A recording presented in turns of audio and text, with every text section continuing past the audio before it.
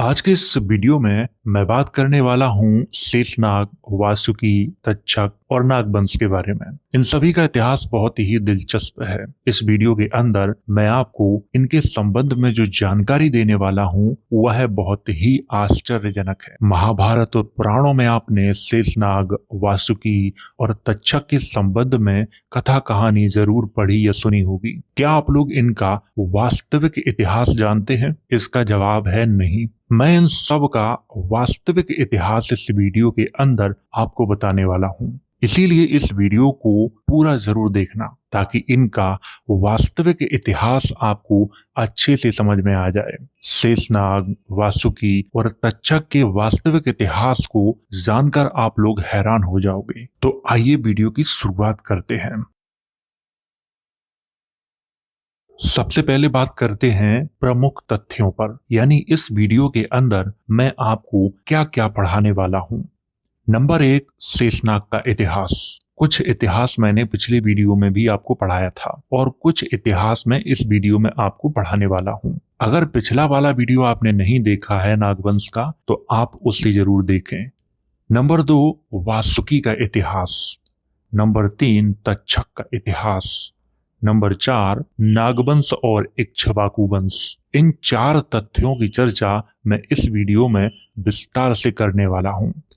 अब बात करते हैं ऐतिहासिक स्रोतों पर, यानी इस वीडियो में मैं जो जानकारी दे रहा हूं वो जानकारी मैंने किन किन ग्रंथों से ली है, उन ग्रंथों के नाम आपको मैं बता देता हूं। नंबर 1, जाट इतिहास, ये हिंदी में है। Number 2, India of the dark ages, ये अंग्रेजी भाषा में है। बहुत ही अच्छी किताब है ये। नंबर 3, राजपूत वंशावली, इससे भी मैंने थोड़ी सी जानकारी ली है। नंबर 4, गुर्जर, ये भी हिंदी भाषा में है। Number 5, Naga cult and traditions in the western Himalaya, अंग्रेजी में है ये लेकिन जानकारी बहुत ही अच्छी है इसमें। नंबर 6, महाभारत, भागवत गीता, विष्णु पुराण, गरुण पुराण, इनसे भी मैंने थोड़ी थोड़ी जानकारी ली है। तो इस वीडियो को बनाने के लिए मैंने इतने सारे ग्रंथों का अध्ययन किया है, तब जाके मैं इस वीडियो में आपको ये सारी जानकारी दे रहा हूँ। इनमें से कुछ किताबों के जो लिंक हैं मैंने अपने टेलीग्राम पर डाल दिए हैं, तो वहां से आप लोग इन्हें खरीद सकते हो। तो वीडियो की शुरुआत यहां से करते हैं शेषनाग का इतिहास। सबसे पहले नामों पर चर्चा करते हैं। शेषनाग का जो वास्तविक जो नाम है वो है शेषानाग, जो यहाँ पे लिखा हुआ है यही नाम है। आदिशेष ये बाद का नाम है। प्रथम शेष ये बाद का नाम है। नागराज ये नाम भी प्राचीन है। अनंतनाग भी प्राचीन है। अनंत शेष ये प्राचीन नहीं है, ये बाद के नाम है। संकर्षण भी बाद का नाम है। तो इतने सारे जो आपको नाम दिखाई दे रहे हैं ये नाम किसके हैं? शेषनाग के। फोटो में दिखा देता हूं शेषनाग का, ये देख लीजिए। ये शेषनाग बैठे हुए हैं और बगल में उनकी पत्नी है। पिता का नाम था कश्यप और वास्तविक जो नाम है कश्यप का वो है कश्यप, ये आपको ध्यान रखना है। माता का नाम था कद्रु और वास्तविक जो नाम मिलता है उनकी माता का वो मिलता है कदरु, ये मिलता है। भाई उनके थे वासुकी और तक्षक, और भी भाई थे उनके, बहुत सारे भाई थे, लेकिन जो मुख्य हैं मैं उनकी ही बात कर रहा हूं। बहन मनसा और इरावती थी। पत्नी का नाम था लक्ष्मी। ये सारी जो जानकारी है आपने पढ़ी होगी, पढ़ी नहीं तो सुनी जरूर होगी। महाभारत के अनुसार शेषनाग का जो जन्म है वो कश्यप और उनकी तीसरी पत्नी कद्रु के गर्भ से हुआ था। कश्यप की 18 पत्नियां थीं। 18 पत्नियों से उन्होंने लगभग 1000 बच्चे पैदा किए थे, ऐसी कथा कहानियों में सुनने को मिलता है। लेकिन ये इतिहास नहीं है, ये कथा कहानी है। और मैं ये क्यों सुना रहा हूं ताकि आपको ये कथा कहानी समझ में आ जाए कि ये क्रिएट कैसे हुई है, इसीलिए सुना रहा हूं। कश्यप और कद्रु के जो बच्चे थे उनका नाम था शेषनाग, वासुकी, तक्षक, कालिया, कारकोटक, मनसा, इरावती आदि।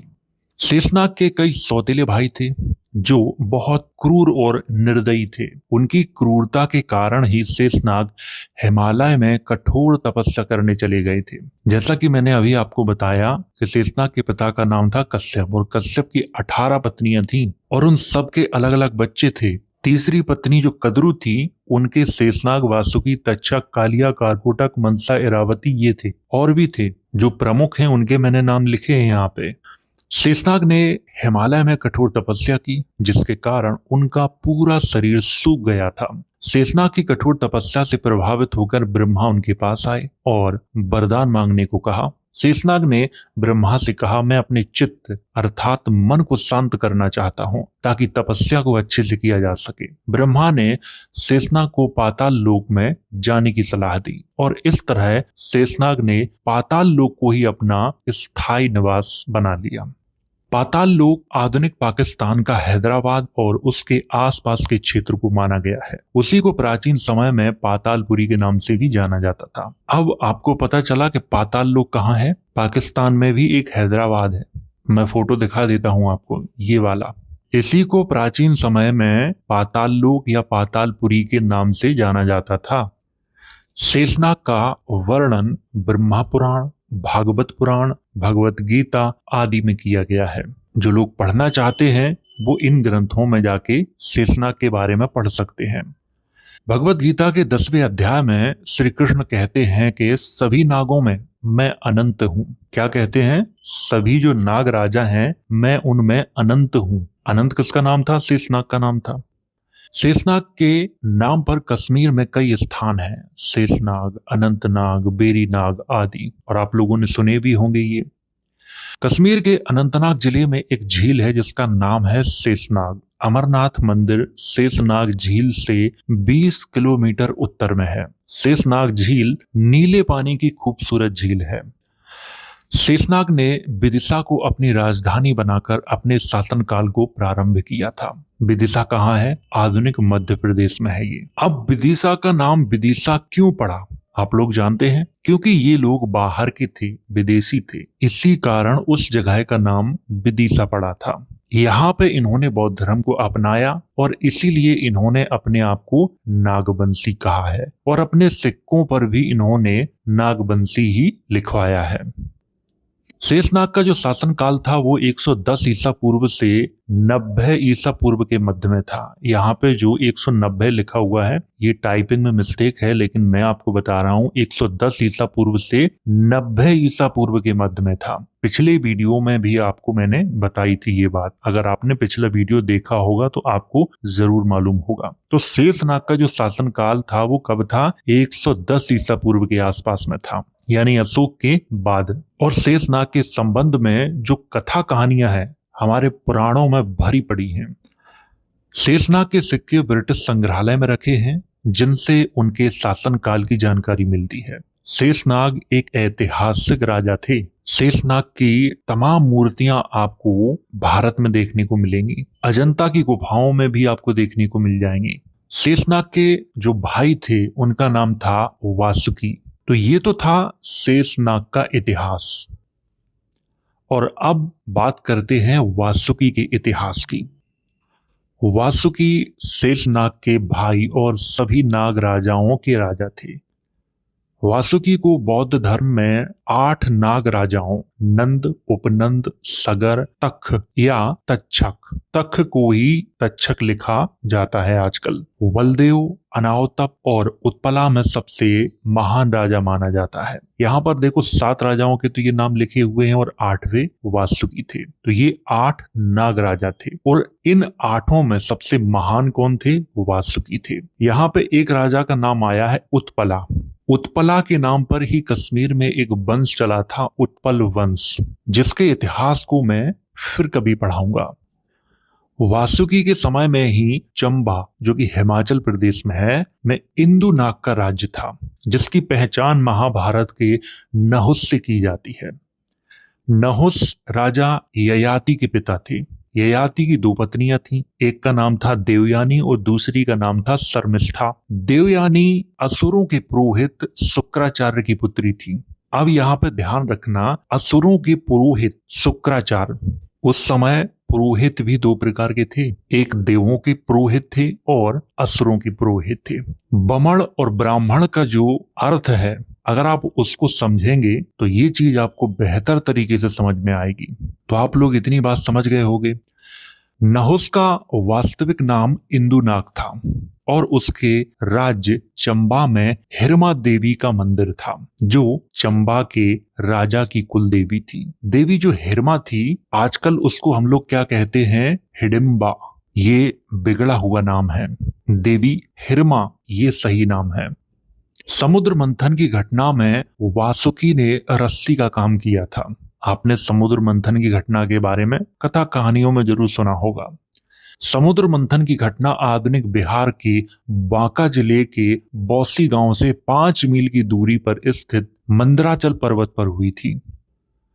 मंदराचल या मंदार पर्वत आज भी लोगों की आस्था का प्रतीक बना हुआ है। ये है वो पर्वत। समुद्र मंथन की घटना बहुत ही प्रसिद्ध है। ये बौद्ध धर्म और हिंदू धर्म में खूब इसकी चर्चा की जाती है। यहाँ पे आप लोगों को मैं बता देता हूं, मैं बौद्ध धर्म किसको कह रहा हूं, मैं महायान शाखा को कह रहा हूं। बुद्ध का जो धम्म है वो बिल्कुल इसके विपरीत है।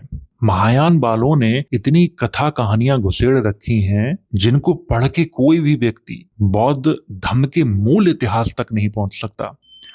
वासुकी के समय का गुजरात का काठियावाड़ क्षेत्र नाग राजाओं का सबसे महान केंद्र था। काठियावाड़ क्षेत्र को भीमासुर का क्षेत्र भी कहा जाता था, परंतु नागों ने भीमासुर को पराजित करके उस पर अपना अधिकार जमा लिया था। यहाँ पे नाग किसको कहा गया है, वासुकी को। तो ये तो था वासुकी का इतिहास। अब बात करते हैं तक्षक के इतिहास पर। राजा तक्षक के भाई शेषनाग और वासुकी थे। राजा तक्षक की जो राजधानी थी वो तक्षशिला में थी, जो बौद्ध धर्म का प्रसिद्ध केंद्र था और आज भी वो बौद्ध धर्म का प्रसिद्ध केंद्र है। राजा तक्षक की दूसरी राजधानी सियालकोट के पास असुरार में थी। तक्षक का उल्लेख महाभारत में पांडवों के विरोधी राजा के रूप में किया गया है। अगर आपने महाभारत पढ़ी होगी तो आपको जरूर मालूम होगा, और तक्षक का नाम भी आपने सुना होगा। स्कंद पुराण में राजा तक्षक को महानाग के नाम से संबोधित किया गया है। महाभारत में जो युद्ध का वर्णन है वह पांडवों और तक्षकों के बीच का वर्णन माना जाता है। तक्षक का जो पुत्र है वो अश्वसेन को माना जाता है, जिसकी मां को अर्जुन ने मार डाला था। तिब्बती ग्रंथों में राजा तक्षक को बहुत ही खतरनाक नाग राजा बताया गया है। राजा तक्षक को देवताओं के राजा इंद्र का मित्र भी बताया गया है। श्रीमद् भागवत के अनुसार राजा तक्षक इक्ष्वाकु वंश का राजा था। राजा तक्षक पिशाच, राक्षस, दैत्य, असुर और दानवों के साथ रहता था। अब ये पिशाच, राक्षस, दैत्य, असुर और दानव कौन थे? ये कोई और नहीं थे, शाक्य, कूली, मल्ल, लिच्छवी, विधे, ये लोग थे। इन्हीं को इन्होंने पिशाच, राक्षस, दैत्य, असुर, दानव कहा है। वेदों से लेकर पुराणों तक में इनकी चर्चा की गई है। और कुछ लोग ये कहते हैं कि वेद आज से 1,96,00,000 ईसा पूर्व में लिखे गए हैं। अब मैं आपको बताता हूं राजा तक्षक का वास्तविक नाम क्या था, जो आज तक आपको किसी ने नहीं बताया होगा। उनका वास्तविक नाम था तखमोरी, यानी एक मौर्य वंश का राजा था ये। और ये पूरी घटना सम्राट अशोक के बाद की है। शेषनाग, वासुकी और तक्षक समकालीन थे। शेषनाग का जो शासन काल है वो 110 ईसा पूर्व से 90 ईसा पूर्व के मध्य में था, और इनकी जो राजधानी थी वो विदिशा में थी। और ये सारी जो कहानी आपको सुनने को मिली अब तक की, ये कहानी 110 ईसा पूर्व के आसपास की ही है, उससे पहले की नहीं है। इसीलिए मैंने अपने कई वीडियो में ये कहा है कि कोई भी व्यक्ति संस्कृत को सम्राट अशोक से पहले साबित नहीं कर सकता, क्योंकि तब संस्कृत थी ही नहीं। संस्कृत तो तब आके बनी है जब हमारे यहाँ यवन, पहलूब, शक, कुषाण ये लोग आए, तब बनी है। इनके साथ इनकी भाषाएं भी हमारे देश में आई। तब पाली प्राकृत को ही इन्होंने संस्कारित किया है, तब जाके संस्कृत बनी है। तो ये तो थी जानकारी शेषनाग, वासुकी और तक्षक के बारे में। अब मैं आपको कुछ और महत्वपूर्ण जानकारी देने वाला हूं। इसकी शुरुआत यहां से करेंगे। भारत के प्राचीन आदिवासी लोगों में टोटम था तक्षक अथवा नाग। लोग नाग की पूजा करते थे तथा कभी कभार विशेष अवसरों पर कृत्रिम कोबरा फन को सिर पर पहनते थे। इसी कारण ये लोग नाग कहलाते थे। ये नाग मूल रूप से पश्चिमोत्तर पंजाब अर्थात सिंधु घाटी के निवासी थे। इस प्रकार स्पष्ट है कि सिंधु घाटी सभ्यता के लोग नागवंशी थे। नाग इनका टोटम था। जितना मैंने हाईलाइट किया है उतना ही मैंने आपको पढ़ के यहाँ बताया है। इसी कारण सांख्य धर्म एक आसुरी धर्म है। ये असुर लोग मलेच्छ हैं, जिनका वर्णन प्राचीन संस्कृत साहित्य में आया है। उनके अनुसार वे आर्यों से पूर्व भारत के मूल निवासी थे और ये लोग बुद्ध तथा जैन धर्म तथा सांख्य दर्शन के जन्मदाता थे। महाभारत आदि पर्व में बौद्ध तथा जैन को प्राचीन असुरों का उत्तराधिकारी बताया है। कपिल के सांख्य को अवैदिक बतलाया गया है, जो वैदिक धर्म के विरुद्ध था। इससे स्पष्ट होता है कि बौद्ध तथा जैन धर्म अवैदिक धर्म है। यहाँ पर बहुत ही अच्छी जानकारी है, इसको आप लोग बहुत अच्छे से ध्यान रखें। सांख्य दर्शन के बारे में आप लोगों ने जरूर सुना होगा। आजकल कुछ लोग कहते हैं कि ये मेरा दर्शन है, उनका तो वो दर्शन है ही नहीं। मैंने इस पे वीडियो भी बनाया है, बहुत ही अच्छा। सांख्य दर्शन के बारे में मैंने थोड़ी सी जानकारी है वो बहुत पहले हासिल की थी और उससे ही मुझे ये पता चला था कि सांख्य दर्शन इनका दर्शन नहीं है, बल्कि स्वतंत्र दर्शन था और समण परंपरा का दर्शन था। ना तो उसमें ईश्वर, भगवान या परमात्मा इनको महत्व नहीं दिया गया था। लेकिन 16वीं सदी में एक विज्ञान भिक्षु नाम के साधु हुए। वो ईश्वरवादियों के मत से बहुत प्रभावित थे और उन्होंने अपने सांख्य दर्शन की पूरी बागडोर 16वीं सदी में ईश्वरवादियों को दे दी थी। तभी से सांख्य दर्शन ईश्वरवादियों का दर्शन माना गया है। उससे पहले सांख्य दर्शन ईश्वरवादियों का दर्शन नहीं है। यहाँ पे स्पष्ट रूप से लिखा गया है, सांख्य जो दर्शन था वो अवैदिक था, वैदिक धर्म के विरुद्ध में था। भगवान, ईश्वर, परमेश्वर इनका कोई महत्व नहीं था उसमें। यहाँ पर आपको एक बात और ध्यान रखनी है, असुर किसको कहा गया है? बौद्ध, जैन और सांख्य दर्शन वालों को। महाभारत के आदि पर्व में असुरों का उत्तराधिकारी बौद्ध और जैनों को बताया गया है।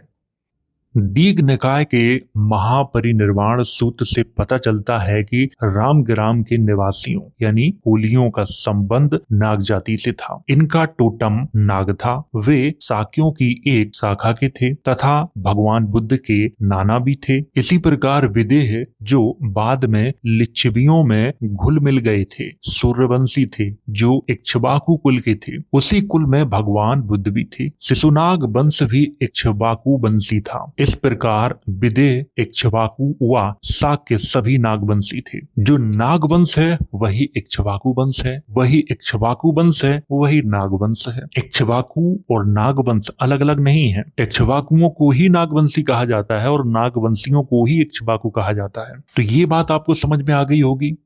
मौर्य अनार्य ब्रात्य क्षत्रिय थे। यहाँ पर ब्रात्य का मतलब मैं आपको बता देता हूँ ताकि आपको अच्छे से समझ में आ जाए। ब्रात्य क्षत्रिय उनको कहा गया है जो बौद्ध और जैन धर्म को मानते थे। इन्हें नीच कुल का भी कहा गया है, ये आपको ध्यान रखना है बहुत अच्छे से। वे शाक्यों के शाखा के थे, अतः सूर्यवंशी थे, इक्ष्वाकु वंशी थे। कौन थे? मौर्य। दक्षिण के संगम साहित्य जो प्राचीनतम द्रवण साहित्य है में उनको विद्याधर नाग कहा गया है। जेम्स टॉड ने भी मौर्यों को तक्षक नागों का संतान बताया है। हालांकि यहाँ पे उल्टा लिखा है, तक्षक नाग जो था वो मौर्यों की संतान था। राजपूताना के प्राचीन साहित्य व शिलालेखों से पता चलता है मौर्य पातालपुरी तक्षक मौर्यों की संतान थे। जो पातालपुरी के मौर्य थे वो तक्षक के संतान थे। वो तक्षक एक मौर्य राजा था, यानी एक मौर्य राजा था। ये नाग थे और इनसे ही परमार राजपूतों की उत्पत्ति हुई है। यही मैंने पिछले वीडियो में आपको बताया था। इन मौर्यों से ही परमार जो राजपूत हैं उनकी उत्पत्ति हुई है। परमारों के संबंध में एक झूठी कथा सुनाई जाती है कि ये अग्निवंशीय हैं। वो इसलिए सुनाई जाती है कि इनका धर्मांतरण हुआ था आबू पर्वत पे। पहले ये बौद्ध थे, इनका धर्मांतरण किया गया, तब जाके ये वैदिक बने। पिछले वाले वीडियो में मैंने चर्चा की है, पिछला वीडियो आप लोग देख लीजिए, उसमें मैंने बहुत अच्छे से इसके बारे में बताया है। महावस्तु पृष्ठ संख्या 247। इसी रचना के अन्य वर्णन में कहा गया है कि बुद्ध आदित्य गोत्र के क्षत्रिय हैं तथा इक्ष्वाकु कुल के हैं, यानी वे इक्ष्वाकु कुल में पैदा हुए जो अपना उत्तराधिकार सूर्य से बतलाते हैं। कौन? बुद्ध। ललित विस्तर पृष्ठ संख्या 112 में लिखा है बुद्ध इक्ष्वाकु परिवार में उत्पन्न हुए थे। इसीलिए मैं कह रहा हूँ कि जो नागवंशी हैं वही इक्ष्वाकु इक्ष्वाकु हैं, और जो इक्ष्वाकु हैं वही नागवंशी हैं। और नागवंशी आजकल कौन है? अनुसूचित जाति, जनजाति और ओबीसी के लोग। मूल जो इक्ष्वाकु हैं वो वही हैं, और उन्हीं मौर्यों के कुछ वंशज हैं राजपूत, जो आज अपने आप को इक्ष्वाकु और सूर्यवंशी कहते हैं।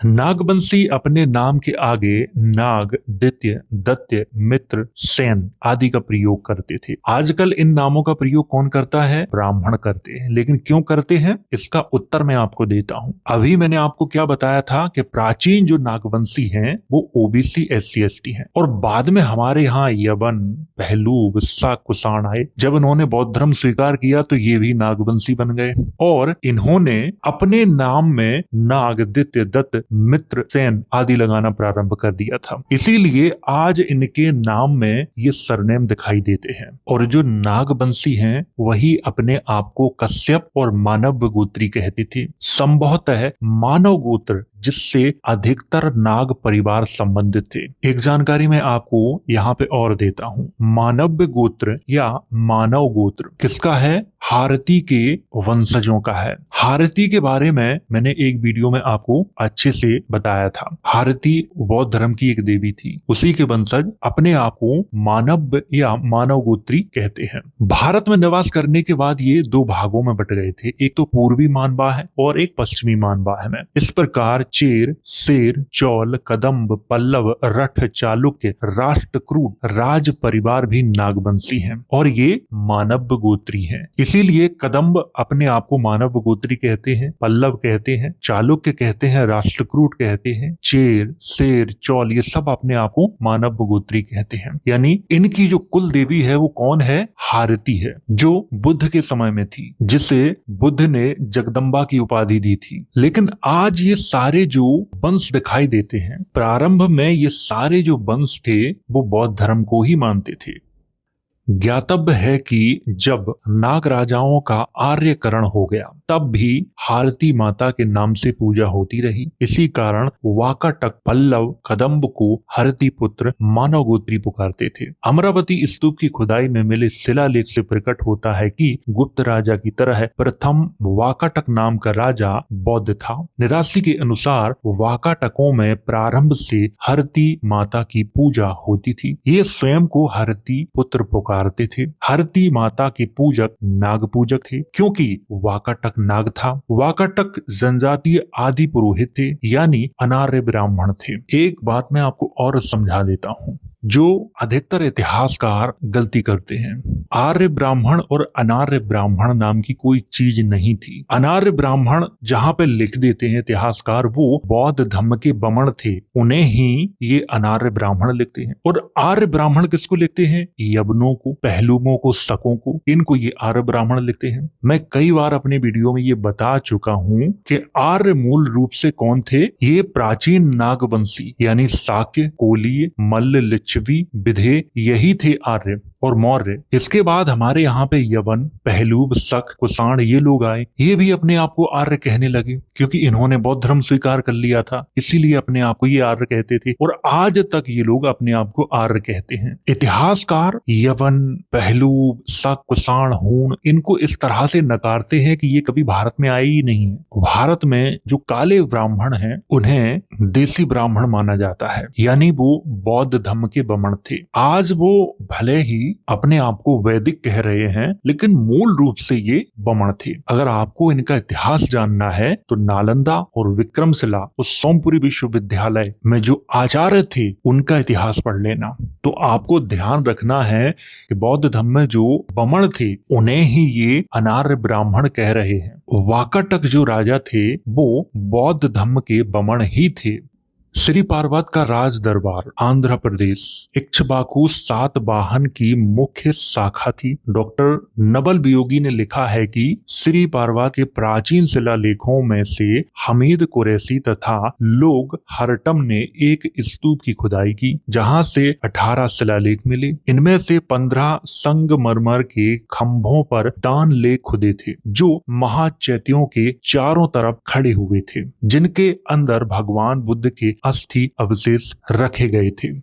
हेनसांग ने लिखा है कि नागा अर्जुन जिसने यहाँ निवास किया को सातवाहन राजाओं का आश्रय था। यह सभी अभिलेख पाली प्रकार के प्राकृत भाषा में है। विदित हो कि इक्ष्वाकु तथा सातवाहन उत्तर भारत से पलायन कर यहाँ आए थे, यानी दक्षिण भारत गए थे। वे लोग मुख्यतः प्राकृत भाषा का प्रयोग करते थे जो इक्ष्वाकु व नागवंशी थे। ये गणराष्ट्र शाक्य गणराष्ट्र, मल्ल गणराष्ट्र, पावा गणराष्ट्र, लिच्छवी गणराष्ट्र, मौर्य गणराष्ट्र नामों से जाने जाते थे। इनके गण थे। जहां पर गण शब्द का प्रयोग किया गया है, समझ लो यहाँ पर शाक्य, मल्ल, लिच्छवी, मौर्य या विदेह राजाओं का शासन जरूर रहा होगा, क्योंकि यही लोग लिखते थे। अशोक व सातवाहनों के अभिलेखों से पता चलता है कि अशोक के समय महाराष्ट्र में गणतंत्र था और इस गण संघ के दो मुख्य गण महारट और भोज थे। यहाँ पर आपको ध्यान से समझना है, महारट और भोज थे। यादव गण 18 कुलों का था। ये 18 कुल वृष्णि, कुकुर, अंधक तथा भोज 4 जातियों में संगठित थे। इसी प्रकार महाराष्ट्र के नागों के अनेक कुल महाराष्ट्र व भोज 2 जातियों में संगठित थे। इन 2 जातियों का गण महार गण पुकारा जाता था। किन 2 जातियों का? महार और भोजों का। और इन्हीं का जो गण था वो महार गण के नाम से जाना जाता था। भोजों का संबंध यादव जनजाति से है जो यदुवंश के नाम पर कुर्मी जाति के अंग हैं। ये यदुवंशी लोग महार, मेहरा यानी उत्तम महार पुकारे जाते थे। यानी महार जो लोग थे वो यदुवंशी थे। महारेटा का अर्थ है महार का बेटा। यह श्री कृष्ण यादव की एक उपाधि भी थी। महारेटा का स्त्री लिंग होता है भट्टरेटा, जिसका अर्थ है राधिका अर्थात वृषभानु महार की बेटी। आज जिन्हें हम महार कहते हैं, नीच कहते हैं, अछूत कहते हैं, दरअसल वो यदुवंशी ही हैं। बस इतिहास हमें पता नहीं है। जो महार गण था, जैसा कि पिछले वीडियो में मैंने आपको बताया था कि महाराष्ट्र को किसने बसाया था? महार लोगों ने ही बसाया था। और महार लोगों में 2 जातियां शामिल, एक महार एक भोज। और इन दोनों का एक गण था जिसे महार गण के नाम से जाना जाता था। और महाराष्ट्र में जो यादव हैं वही यूपी में यादव हैं। अब इतिहासकारों ने इनके इतिहास को ऐसे बिगाड़ा है कि ये लोग अपना इतिहास अगर ढूंढना चाहें तो इन्हें बड़ी मशक्कत करनी पड़ेगी। ये बात कौन मानेगा कि यदुवंशी लोग खुद को महार कहते थे, मेहरा कहते थे। महारेटा भगवान श्री कृष्ण की एक उपाधि भी थी। वृषभानु राधा जी को कहा जाता है। वृषभानु का मतलब है महार की बेटी। और ये बात बिल्कुल सही है। जब हम इतिहास को पढ़ते हैं तब हमें ये सारी जानकारी होती है। और ये सब हमें इतिहासकारों से लेकर धार्मिक गुरुओं तक ने कभी नहीं बताए, क्योंकि हमारे देश में धर्म को धंधा बनाया गया है। अगर सच्चाई लोगों को पता चल जाएगी तो लोग उनका सम्मान नहीं करेंगे और धर्म का धंधा धीमा पड़ जाएगा। इसीलिए उन्हें झूठ का इतिहास पढ़ाते रहो और आपस में लड़ाते रहो। गुप्त युग में आर्यकरण होने से जब उन पर वैदिक व जातिवादी व्यवस्था थोपी गई, जिसका आधार एक ही धंधे से जुड़े विभिन्न जनजातियों के लोगों को एक ही जाति में शामिल करना था, वे चाहे शाक्य हो, मौर्य, लिच्छवी, मालव, मद्र या टका।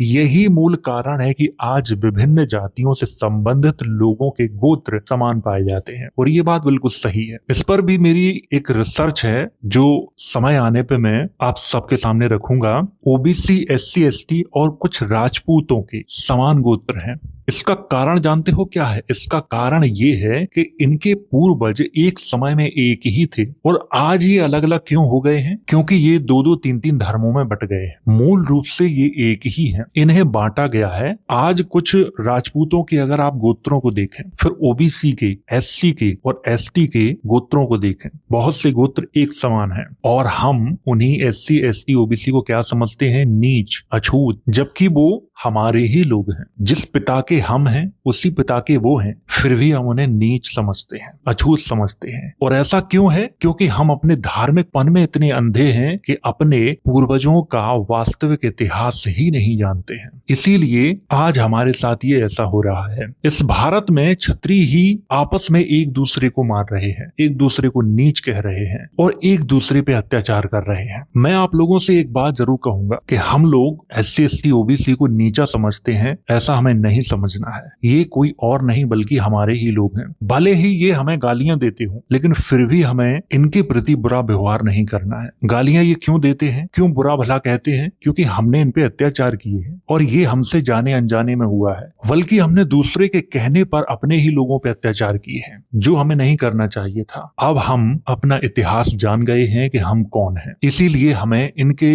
साथ भेदभाव नहीं करना चाहिए। मैं जात पात को नहीं मानता हूँ और ना मैं कट्टर धार्मिक हूँ, क्योंकि धार्मिक कट्टरता आपके अंदर इसीलिए भरी जाती है ताकि कुछ लोग अपना स्वार्थ सिद्ध कर सकें धार्मिकता की आड़ में। एक प्रश्न मुझसे बार बार पूछा जाता है जिसका उत्तर भी मैं यही देना चाहता हूँ। डॉक्टर बाबा साहब अम्बेडकर के जो समर्थक हैं वो देवी देवताओं को गालियां क्यों देते हैं, इस पर आप क्या कहोगे, ऐसा मुझसे पूछा जाता है। इस पर मैं एक ही बात कहूंगा, जो लोग डॉक्टर बाबा साहब अम्बेडकर को मानते हैं वो कोई और नहीं, अपने ही लोग हैं। और वो आज अगर देवी देवताओं को गालियां देते हैं तो इसका कारण हम ही हैं। हमने दूसरे के कहने पर जाने अनजाने में अपने ही लोगों पे अत्याचार किए और आज उनके दिलो दिमाग में हमारे और देवी देवताओं के प्रति भी नफरत भर गई है। इसीलिए वो गालियां देते हैं, इसीलिए वो बुरा भला कहते हैं। इसमें उनकी गलती नहीं है बल्कि हमारी ही गलती है। मैं आपसे पूछ रहा हूं कि अगर वो लोग किसी देवी देवता को गालियां दे रहे हैं तो देने दो, क्योंकि वो जिसको गालियां दे रहे हैं वो उन्हीं के पूर्वज हैं। हमारे भी पूर्वज हैं, उनके भी पूर्वज वही हैं। उनके पूर्वज कोई अलग नहीं है। ये लोग भी नागवंशी ही हैं, कोई और नहीं है। इसीलिए मैं सभी धर्मों का सम्मान करता हूँ, सभी महापुरुषों का सम्मान करता, सभी देवी देवताओं का सम्मान करता हूँ। मैं किसी को ऊंचा नीचा नहीं समझता। मैं अपना इतिहास जान गया हूँ, इसीलिए इनके साथ में खड़ा रहता हूँ और कुछ लोगों को इसी से बड़ी तकलीफ होती है। तो ये तो था नागवंश का भाग दूसरा। और इस वीडियो में जितनी जानकारी नागवंश के बारे में हो सकती थी उतनी जानकारी मैंने आपको दी। और शाक्य, कोलीय, मौर्य, विदेह, लिच्छवी, मल्ल ये सब नागवंशी ही थे। और जो नागवंशी हैं वही इक्ष्वाकु हैं और जो इक्ष्वाकु हैं वही नागवंशी हैं। नागवंशियों के बारे में जितनी गहराई से मैंने आपको जानकारी दी उतनी गहराई से आपको पूरे यूट्यूब पे छोड़ो पूरे गूगल पे नहीं मिलेगी। इसके लिए मेरी टीम ने बहुत मेहनत, बहुत ग्रंथों को पढ़ा, इसके बाद ये जानकारी मैंने आप सबके सामने रखी। तो उम्मीद है आप लोग नागवंश के बारे में अच्छे से समझ गए होंगे। अगर आपका कोई प्रश्न है तो आप कमेंट के माध्यम से पूछ सकते हैं, मैं वीडियो के माध्यम से उत्तर देने का प्रयास अवश्य करूंगा। तो वीडियो अगर अच्छा लगा हो तो इसे लाइक करें, शेयर करें। वीडियो देखने के लिए धन्यवाद।